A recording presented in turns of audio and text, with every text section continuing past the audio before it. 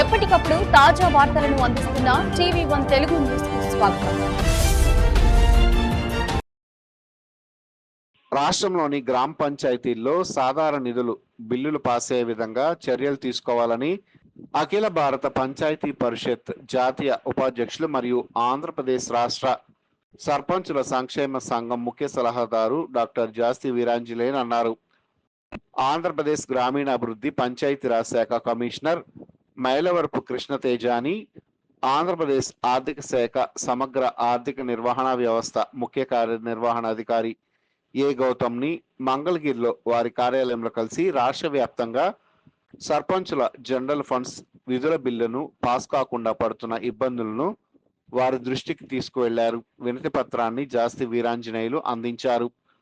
సర్పంచులు గ్రామాల్లో పారిశుధ్య పనులు, ఇతర కార్యక్రమాలు చేసిన కార్మికులకు ఇతర గ్రామ పంచాయతీల అవసరాల కోసం ఖర్చు పెట్టే సాధారణ నిధులను కూడా చెల్లించే పరిస్థితి 25 రోజులుగా లేకుండా ఉంది. కావున ఈ విషయాన్ని ఉన్నతాధికారుల దృష్టికి తీసుకెళ్లారు. ఈ సందర్భంగా ఆంధ్రప్రదేశ్ గ్రామీణాభివృద్ధి పంచాయతీరాజ్ శాఖ కమిషనర్ మైలవరపు కృష్ణతేజ, ఆంధ్రప్రదేశ్ ఆర్థిక శాఖ సమగ్ర ఆర్థిక నిర్వహణ వ్యవస్థ ముఖ్య కార్యనిర్వహణాధికారి గౌతమ్తో మాట్లాడుతూ త్వరలో సాధారణ నిధుల బిల్లు పాస్ అయ్యే విధంగా చర్యలు తీసుకుంటామని హామీ ఇచ్చారు. ఈ కార్యక్రమంలో మంచాల గ్రామ సర్పంచ్, ఆంధ్రప్రదేశ్ సర్పంచుల సంక్షేమ సంఘం రాష్ట్ర కార్యసభ్యులు చందు వెంకట సాంబశివరావు కూడా పాల్గొన్నారు.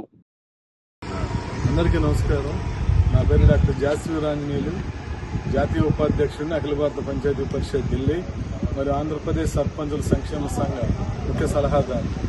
ఈ రోజున ఆంధ్రప్రదేశ్ రాష్ట్ర పంచాయతీరాజ్ మరియు గ్రామీణాభివృద్ధి శాఖ కమిషనర్ మైలవరపు కృష్ణతేజ గారిని తాడేపల్లిలోని వారి కార్యాలయంలో కలవడం జరిగింది.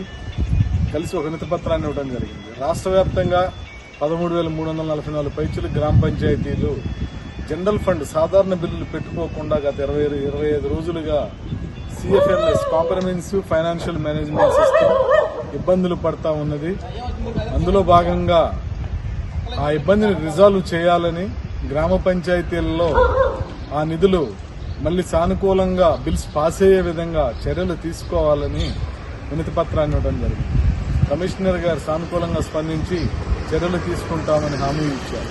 తరువాత మంగళగిరిలోని ఆంధ్రప్రదేశ్ CFMS CEO గారు గౌతమ్ గారిని మంగళగిరిలోని వారి కార్యాలయంలో కలవడం జరిగింది. CFM ఆఫీసులో కలిసి వారికి కూడా రాష్ట్ర వ్యాప్తంగా 25 రోజులుగా కార్మికులు గ్రామ పంచాయతీల్లో పనిచేస్తున్న కార్మికులకు కానీ లేదా ఇతర వర్కర్స్కి కానీ వారు చేస్తున్న వర్క్స్కి బిల్స్ అప్లోడ్ చేస్తే రాష్ట్ర వ్యాప్తంగా గ్రామ పంచాయతీల్లో వెయిటింగ్ ఫర్ ఫండ్స్ అని వస్తూ ఉంది. కానీ నిధులు గ్రామ పంచాయతీల్లో ఉన్నాయి.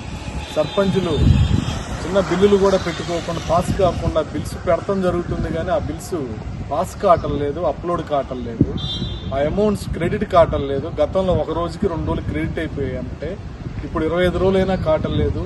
నిన్న కూడా క్రిస్మస్ సందర్భంగా కార్మికులు చాలా ఇబ్బందులు పడ్డారు జీతాలు ఇవ్వడానికి.